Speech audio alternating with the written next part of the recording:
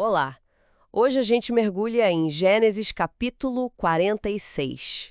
É um momento, assim, decisivo. Com certeza. Jacó e a família toda indo para o Egito. Fome em Canaã, mas também, claro, chamado de José, né? Exato. A fome é o gatilho, mas tem toda a mão da providência aí. E a jornada começa em Berseba.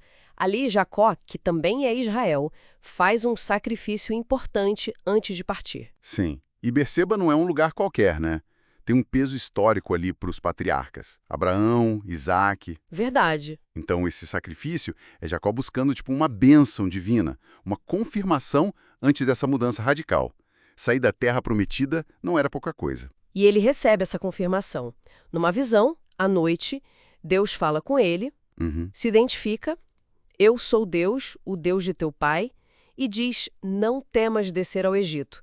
E aí vem as promessas. E essas promessas são, assim, o centro de tudo. Deus garante que vai fazer dele uma grande nação, lá no Egito. Isso, lá mesmo. Que vai descer com ele e importantíssimo, que vai trazer o povo de volta no futuro.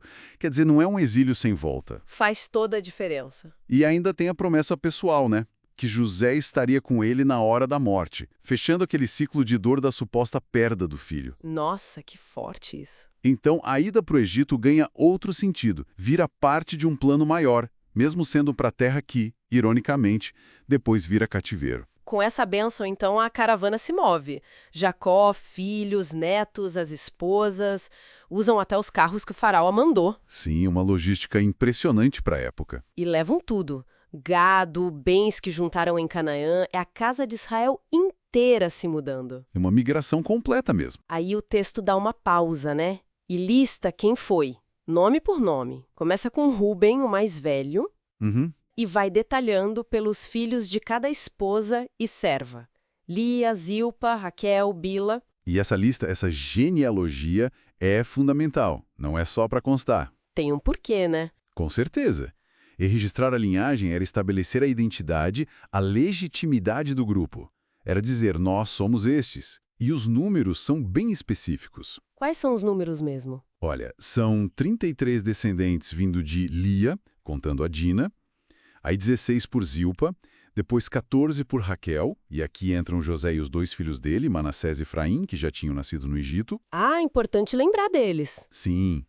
E por último, 7 por Bila. Então, fazendo a conta, quem viajou mesmo com Jacó foram 66 pessoas, certo? Exato, 66 que saíram de Canaã com ele. E aí, somando Manassés e Efraim, que já estavam lá. Chegamos aos famosos 70, o número total da família de Jacó no Egito naquele momento. E esse número 70, ele tem algum significado especial? Tem sim. No mundo antigo, 70 muitas vezes simbolizava, tipo, totalidade, um conjunto completo, uma nação em formação. Entendi, como se fosse o elenco inicial completo. Exatamente.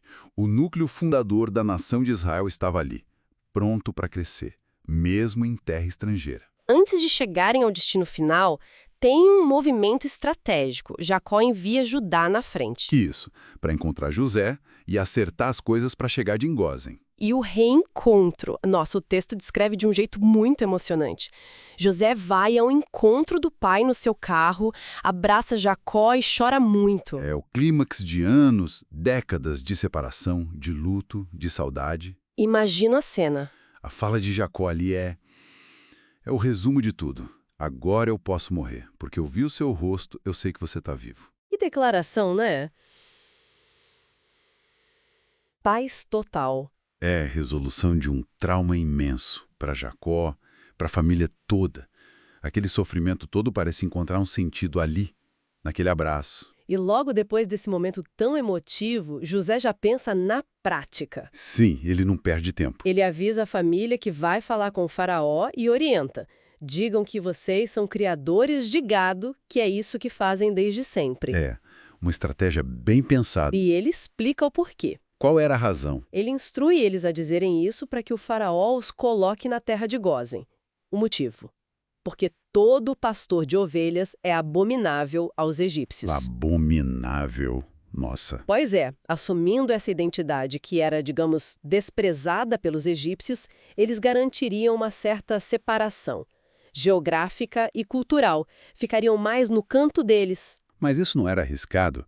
Ser visto como abominável não podia gerar mais problema do que solução? Olha, é um ponto interessante. Essa separação era meio que uma faca de dois gumes. Por um lado, protegia a identidade deles, evitava que fossem totalmente absorvidos pela cultura egípcia. Entendo. Manter as tradições. Isso. Por outro lado, claro, esse desprezo podia sim gerar atrito. Mas parece que, naquele momento, com a proteção de José, que era poderoso no Egito, o benefício de ter um espaço próprio, uma certa autonomia, superava o risco social. Foi um cálculo para a sobrevivência do grupo a longo prazo. Entendi. Fez sentido.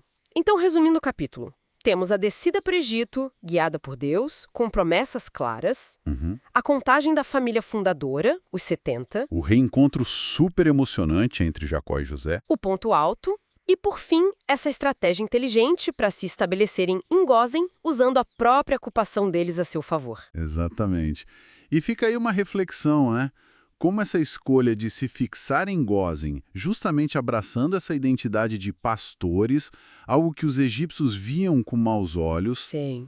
como isso pode ter não só garantido a sobrevivência deles ali, mas talvez até fortalecido a identidade própria de Israel. Será que essa autodefinição, em contraste direto com a cultura dominante, não acabou lançando as bases para a coesão que eles precisariam mais tarde para o êxodo? É algo para se pensar, né? O impacto de longo prazo de se definir por algo que o outro rejeita.